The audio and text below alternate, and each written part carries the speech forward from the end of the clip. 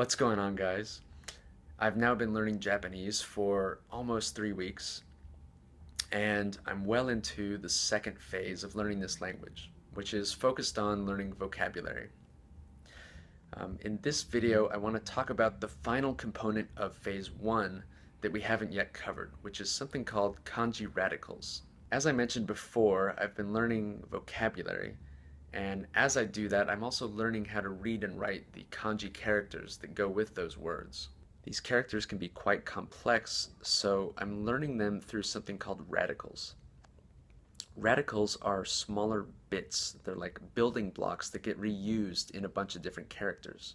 So if you're familiar with these little building blocks, when you see a new character, you're going to see a bunch of familiar pieces rearranged in a new way instead of something that's just new, big, complex, and overwhelming.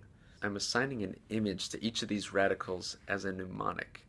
And then when I encounter a kanji character that has, say, 3 or 4 radicals in it, I will combine those 3 images into a short little silly story that helps me remember the meaning of the character. If we look at the kanji for cat, neko, this is made up of 3 radicals. And for me, the mnemonic images are, first of all, cat dog on the left, the Nickelodeon cat dog. Then on the top is a flower pot, flowers in a flower pot. And below that is a rice field. My job to remember cat is to combine these 3 images into a quick little story. And so I might say something like, cat dog was sitting in a flower pot in a rice field, and then he had a horrible flower pot accident. And the pot shattered, and one of the shards of porcelain actually cut cat dog in half, and now he's just a cat. And so this whole story means cat. And this is kind of a gruesome story, but it's not necessarily a bad thing if it's memorable. So sometimes things that are a little bit gory or sexual or funny, those can be really actually quite memorable. So I'm a fan of spicing up the stories like that to make them interesting. I learned the first 50 radicals using a flashcard deck from the Fluent Forever website. And this is actually a free thing that you can just go grab. And there's a blog post and a video that explain exactly how to use it. It took me about a week to go through this deck, and it's actually been the easiest part of learning Japanese so far. There is some customization that you have to do in order to make this thing work for you. I think showing a little bit of this process will give some insight on how I'm choosing mnemonics. So let's take a look at this process. Now I've downloaded the Radical deck. You're going to find a bunch of cards in there, and they're all suspended, meaning they're not going to show up in your study sessions. So he's done this to prevent you from just going in there and studying it without doing this important step. So what you have to do is go in there, look at these radicals. See, this one is for bow. And then delete these English words as soon as we've made the connection here between bow and this thing. Because ideally, I just want to look at this symbol and picture an image of a bow. I don't want to be thinking English while I'm doing stuff in Japanese. So you're going to have to go through all of these, take out the English after you make a connection in your mind, and go up here and unclick the suspend. And now these are going to start showing up in your study sessions.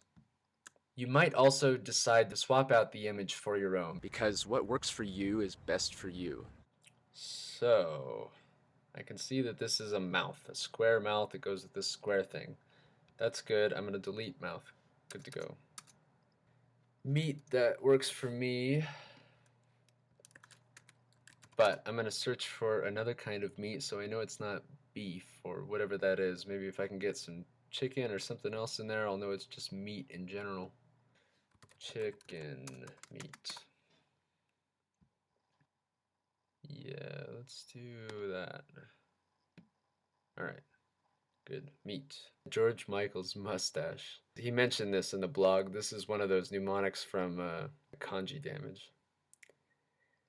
To be honest, I'm not very familiar with George Michael's work, and I wouldn't have any idea that that's him if I looked at the picture. I don't know what the guy looks like other than this tells me that that's him. So Let me find another guy that has that mustache. I like the idea of it being a mustache, but George Michael's not very memorable for me. Who had, let's see, trucker mustache? All right, well, that one's good.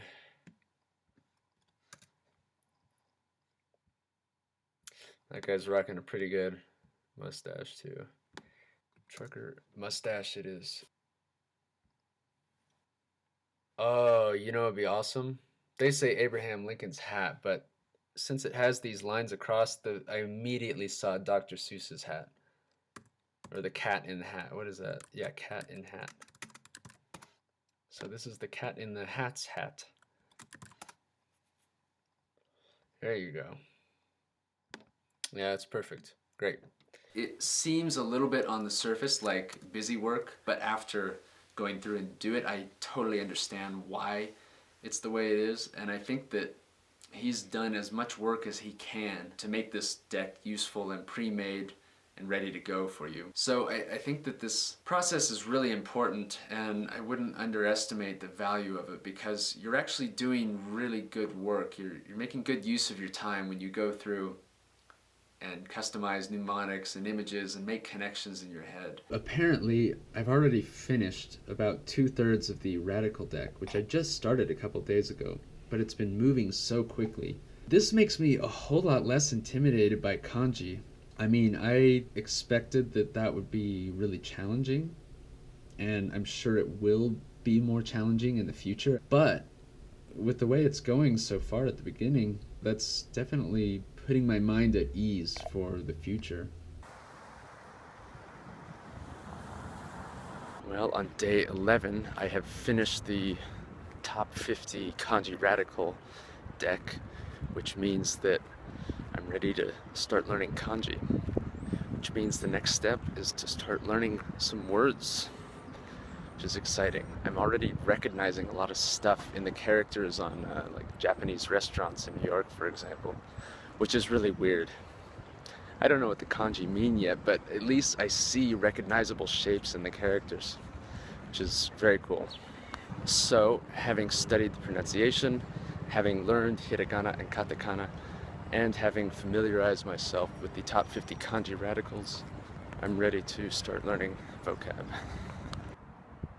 And that's where I'm going to leave it for this week. So we're done with kanji radicals, and that means we're done with everything that happened in phase 1 of learning Japanese. So next week we'll take a look at vocabulary, which will be fun. So I will see you then. If you want to follow along with more frequent updates, check out the Twitter page and Instagram for this channel, and you'll find more stuff happening there more often. Otherwise, I'll see you next time. So thanks for watching, and see ya.